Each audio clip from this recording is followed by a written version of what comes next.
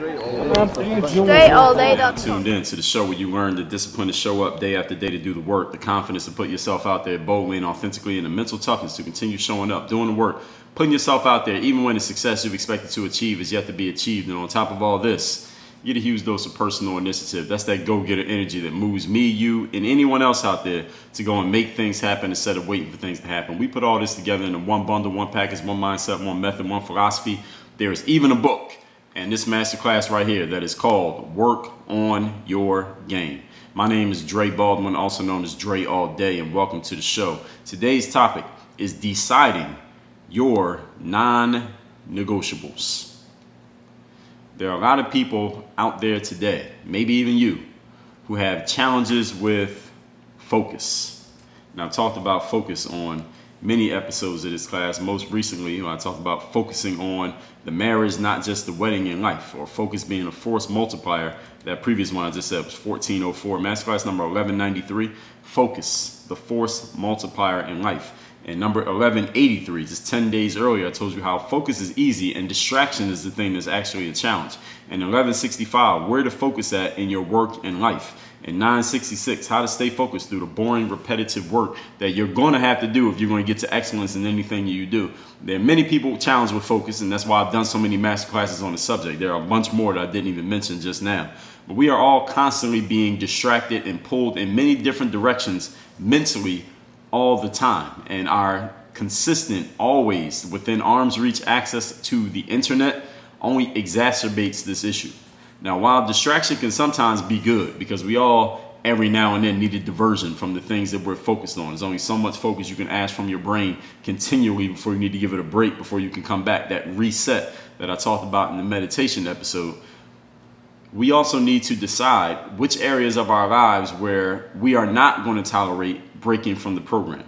Areas of our lives where we want to get 100%. This is exactly how it's going to go. There will be no exceptions. There will be nobody going rogue. There will be no black ops. We're not going to just go outside the program and do something that nobody else knows about. This is exactly how it's going to go. This is exactly how it's going to stay all the time. We need some areas like that in our lives. And it doesn't have to be every area. It's not going to be 20 different things. It's going to be a handful of things, meaning enough that you can count on your hands, but not more than you can count on just one hand, not both hands, but one hand singular. We need to figure out what those areas are going to be. Those are the musts of our lives. M-U-S-T-S, the musts of our lives. That's today's topic. What are the areas that are going to be our non-negotiables? Point number one. Topic once again, deciding your non-negotiables in life. Number one, your first step is to prioritize. This is a question, what are your most important outcomes? What are the things that when they're working, they make everything else in your life work? Therefore, they should be prioritized as the most important things to do, because when they're going, everything else goes with them. What are the big dominoes that if this thing is going smoothly, everything else automatically goes smoothly? What are those things in your life? It may only be one thing. Maybe two, maybe four, but what are those things that are the most important priorities in your life that make everything else fall in line when they are going the way that they're supposed to go? Things that if they're the only thing that you have, it was the only thing you achieved, it was the only thing that was working well, you would be satisfied with that because, again, making that thing work makes all these other things work right behind it. For some people, it's making sure that your family's situation is in order. For others, it might be your physical health. For someone else, it might be making sure your business is running smoothly. What area for you, if everything was falling apart, everything in your life was falling apart, you be sure to make sure everything in that area was taken care of though. Like everything's falling apart, but I'm gonna still be healthy. I'm gonna still make sure my family's good. I'm gonna still make sure my business is running. Everything else can fall apart, but I'm gonna make sure that this does not fall apart. What is that for you? What's the thing that you would salvage if your life was a burning building? You could save one thing. What would you save? Everything can't all be a priority. Okay, so you can't save everything. Or your arms aren't that big. You can't carry everything down the steps and out of the house if it's burning down. Everything cannot be a priority, ladies and gentlemen. You need to draw a line between your must-haves and your nice-to-haves. You understand the difference? There's some things you gotta have. Like, I gotta have this in my life. I gotta be situated in this way. And there's some other things that are nice to have. Like, it'd be cool that I had this. It's great that this is going on, but I don't need it. If push came to shove and I had to choose, I would give this one up. Even though I don't want to, I would. Here's the key. Your must-have list cannot be so long that they get in each other's way. In other words, you can't have more than 3 things on this list. I said counting on your hand, but I can say count on 3 fingers. You can't have more than 3 non-negotiable priorities in your life. No more than 3. When you have too many, what happens is you won't be able to tend to them all, which means they're not actually priorities. It's impossible for you to have must-haves that are bumping each other off the priority list. It makes no sense. So if I say my must-have is I got to get a certain number of hours of sleep, that's one of my must-haves. But another must-have is I'm not going to sleep that much. All right, those are bumping heads. Or another example, if one of your must-haves is you got to be working at your business a certain amount of time every day, but then another must-have is you got to spend a certain amount of time with your family, but those times overlap to where it adds up to more than 24 hours in a day. That doesn't work.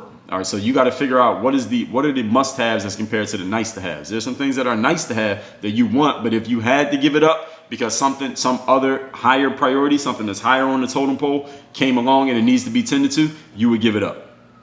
And these are tough decisions. These are tough conversations that you have to have with yourself. Maybe you need to have them with somebody who's significant in your life. But these are tough decisions that you will have to make, just in case you were wondering. But you do need to make these so that you know what the non-negotiables are. You know what the things that include some wiggle room are. You know where you can push, where you can't push, where you're going to have to give, where you're going to have to take. You need to know what these areas are. You cannot tend to everything as if it's a priority, because if everything's a priority, nothing is a priority. Ladies and gentlemen, no more than 3 of these. Everybody clear on that? Point number 2. Today's topic is deciding your non-negotiables. Understand the things that you decide are non-negotiable, they need to be just that. All right, meaning they're the things that get done before anything else gets done. If you have a day where your productivity has fallen off of a cliff and you get only one thing done, the one thing you get done needs to be something that is one of your non-negotiables. And there are no exceptions and no excuses. I'm going to say that whole sentence one more time. If you have a day where all your productivity is falling off of a cliff, meaning you're not getting anything done that day, all right, and you only get one thing done all day, that one thing better be one of your non-negotiables. There are no exceptions to this rule, and there are no excuses for you not handling one of your non-negotiables. If it's non-negotiable, then you shouldn't even have to think about whether you're going to get it done or not. You shouldn't even have to think about, are you going to tend to it or not? You don't even have to worry about that with a non-negotiable, like I said, because you'll want to get it done every day. It's a non-negotiable. You don't even have to think about it. You don't have to put it on your calendar because it's automatically happening. Any of you who goes to the gym every day, do you put on your calendar that you're going to the gym? You don't have to put it on your calendar because you know that it's a set time, it's fixed, it's there every single day. Now, some people might still put it on their calendar. Maybe it makes you feel more productive. I don't put going to the gym on my calendar. Why? Because I know I'm going to the gym. All right? Anybody who knows me knows I'm going to the gym. I don't need to write it down. I don't need to give myself a notification. I don't need an alert, a calendar alert when it's 30 minutes away. I know I'm going. All right, it ain't nothing to think about. That's happening. Guaranteed, done. What are the non-negotiables for you that you don't even have to write them down, that if you only got one thing done, you will make sure you get that done? You don't even have to worry because, again, a non-negotiable is something that you want to get done. You want to address it. You want to handle it. You want to tend to it. Which leads to the last point that I'm going to make here today. Today's topic, once again, this is point number 3. Today's topic, once again, is deciding your non-negotiables in life. Understanding your non-negotiables should never grind you down just by the sheer force of you trying to adhere to them. All right, your non-negotiables need to be things that fit into your state of flow, fit into your zone. You won't have to force your non-negotiables on yourself. Right? You cannot make a non-negotiable out of something that you don't like doing, you don't want to do, that is not, there's no smooth movement, there's no smooth process to how you get it done. That can't be a non-negotiable, all right? Because you're going to grind yourself to a screeching halt and you will have no progress and no movement, no advancement in your life if you're trying to force your way into having a non-negotiable or something that it just doesn't fit you. All right, something that's just not a good move for you. Non-negotiables should be things that complement you, things that make you better, things that fit into the natural flow of who you are as a person. If you have things that need to be prioritized, but they're not easy for you to do, or maybe you just hate doing them, you just don't like doing them, go get some help. All right, you do not need to do everything on your own. You cannot do everything on your own. I talked about this in an episode where I talked about stop trying to be Superman, creating space in your life by getting rid of that noise. All right, stop trying to be Superman or Superwoman. You cannot and will not and do not need to do everything in your life on your own. As a matter of fact, things that are not in your zone of excellence, things that you're actually good at, if they're not in your zone of excellence, you should offload those things as quickly as possible to aid your personal efficiency. You are efficient when you're doing things that you're good at, things that you can do easily, things that probably only you should be doing because you have that skill and no one else has that skill. That's when you get into your zone. That's when you're most efficient. That's when you're in your zone of excellence. Your zone of excellence is not doing some maintenance task that anybody could be doing when you have other people who could be doing that job working for you. That's not your zone of excellence. Your zone of excellence is doing something that only you can do, something that you are great at, something that you are the best at, something that you are the best option for, and something that gets you into a state of flow when you're actually doing it. If you find that it's a grind, you find that it's hard, you got to push yourself to do it, you really don't feel like it, you got to talk yourself into doing it, those are not the things you should be doing. That is not your zone of excellence. That's not where you should be. You are wasting your time, you're wasting your energy, and you're wasting your life doing things in that space. And you also got to factor in the opportunity cost of what you're not doing when you're doing the thing that's a grind for you, when you're doing the thing that is not in your zone, that's not in your wheelhouse, it's not in your flow. So make sure your non-negotiables are based on things that you're actually great at. Figure out what that is. If you don't know yourself well enough to know what you're great at, all right, that's where you need to start before you even decide on a non-negotiable. Where am I great? Where am I best? Where do I get the highest return on investment from my time, effort, attention, energy, and focus? Again, your 5 forms of investment, masterclass number 609. Let's recap today's class, which is deciding on your non-negotiables in life. A lot of people have challenges with focus because we are all constantly distracted and being pulled in many different directions mentally all the time. And internet access and these devices that are within arm's reach of us all the time only exacerbates the issue.